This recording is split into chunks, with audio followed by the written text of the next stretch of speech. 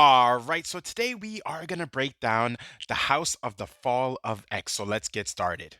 So the book truly starts off with an inner monologue by Cyclops, who is having this reoccurring dream. And what's happening in this reoccurring dream? Well, he's basically about to be put on trial. Now, while the elements of the dream aren't truly important, the overarching theme is that he's going to have to go through something where he's going to end up losing anyway. Now we switch over to Cyclops, who's actually on his way to a trial. Now, why is he on trial? Well, he's on trial for crimes against humanity. And who placed that on him? And who placed that on mutant kind? Well, Orcus did, right? They have shifted the minds of hu- all of humanity to believe that mutants are the worst of the worst. And how did they do this? Well, they started to tamper with Krakoan medicine. And Krakoan medicine was given to humanity as a peace offering, as a means to share medicine, but also they wanted to share technology. And why? For coexistence. But to be very honest, Cyclops is playing a game, a long game. He knows that he's going to go to this trial and basically lose, but what he's trying to do is provide time for the resistance. Now we quickly switch over to Colossus and also Wolverine, and they're on a rescue mission. And who are they rescuing? Well, they're on their way to rescue Cyclops. And let me tell you, Wolverine and Colossus, they are not holding their punches against these Orcus agents. And you might wonder and say, like, why are they unaliving some of these Orcus agents? The X-Men don't do that. Yeah, we've seen Wolverine do things like that. But Colossus, well, mutants have been pushed. And when I say pushed, they've been pushed to the brink of extinction. And Orcus has done the worst against mutant kind. And it's not only stems from the tampering of the Krakoan medicine, but it also stemmed from everything that's happened over the past couple of years since the inception of Krakoa and also the recent Hellfire Gala. And then we switch over to an Orcus agent who is talking to Cyclops, and he says that Dr. Gregor and also Omega Sentinel are here to see you. And he's wondering, like, why are they here to see? And they start to talk, but then Cyclops then asks some really important questions. And he asks the question, like, why are you really here? And Omega Sentinel's like, yeah, why are we here? And then Cyclops says, perhaps you wanted to talk to someone who is going through their own profound grief, right? And he asks a really important question that shifts everything around a little bit.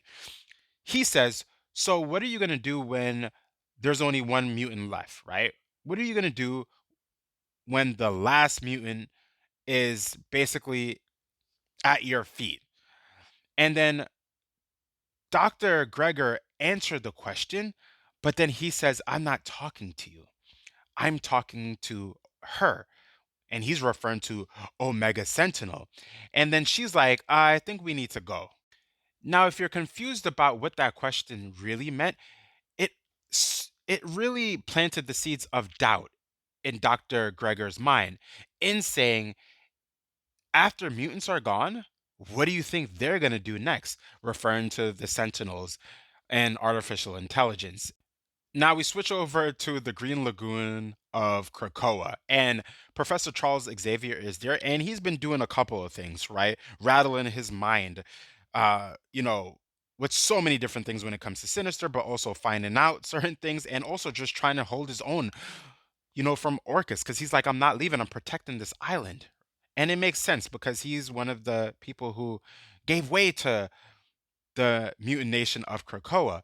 But he comes to the conclusion and says, no more, no more. And he reaches out to someone. He reaches out to Rasputin. And Rasputin is a chimera mutant that has been time displaced. But she's here and she's working with the X Men. And she has a very important role working alongside Colossus and also Wolverine to rescue Cyclops. And Professor X reaches out to her and he's like, I need you. He's like, I know that you're on a mission, but we can save everyone. I just need you right here. So she teleports, or not teleports, she basically makes her way to Professor Charles Xavier to find out what the plan is. But it also leaves Colossus and Wolverine at a deficit or in a little bit of a weak state. Now, Orcus agents bust into where Wolverine and Colossus are, and they have an electromagnetic type of blast. And it's pretty genius because of the metal properties that both Colossus and Wolverine do have. So it pins them on the wall, and then one of the Orcus agents burns the hell out of Wolverine to the point where you can see bones and just flesh that are burning. And when things seem to look pretty dire, you know who comes in to save them? Nightcrawler bamfs in, and he is kicking the hell out of these Orcus agents. And Wolverine is pissed. He's like, they're done. But it's not just Wolverine, it's also Colossus. He is done. They are all done with Orcus. They are not holding back at all. They are going to make sure that they run and they're taken care of. So then we get to the point where Wolverine is just like, no, no, no more fear, no more nothing. We are done. We are done. And we are going to fight back. And Colossus is in complete agreement. And then you know things are getting real when Nightcrawler says this. I'm going to look at what he says. He says, then to war, because you know that Nightcrawler doesn't truly like to fight like that unless he truly needs to. And for him to say to war means that things have hit the fan. And then we switch over to the trial. And Cyclops is like, I'm not saying anything. Do you really think that I'm going to participate in your buffoonery right now? Like, I know I'm going to be found guilty no matter what I say. So I'm going to keep playing this game. And again, Cyclops is playing a long game because he knows that he's being on trial, but he's going to be found guilty. But at what end? He is buying time for the resistance. And the resistance has just saved Wolverine, Colossus, and they have Nightcrawler with them. Now we switch over to the Orcus base where we have Omega Sentinel, MODOK, we have Dr. Stasis, we have Dr. Gregor, and who else do we have? Because I forgot some of the names. We have a couple others, right? And they're celebrating. They're like, yeah, we did it. Because they basically did win over the mutants. And as you notice in this panel right above, Dr. Gregor is looking at them with hesitation. And one of the things that lets us understand what's truly happening is the conversation that Cyclops had with Dr. Gregor and also Omega Sentinel. He has planted the seeds of doubt in her head. But then we switch over to Omega Sentinel saying to Nimrod, go to Krakoa and destroy Krakoa. And he's like, okay.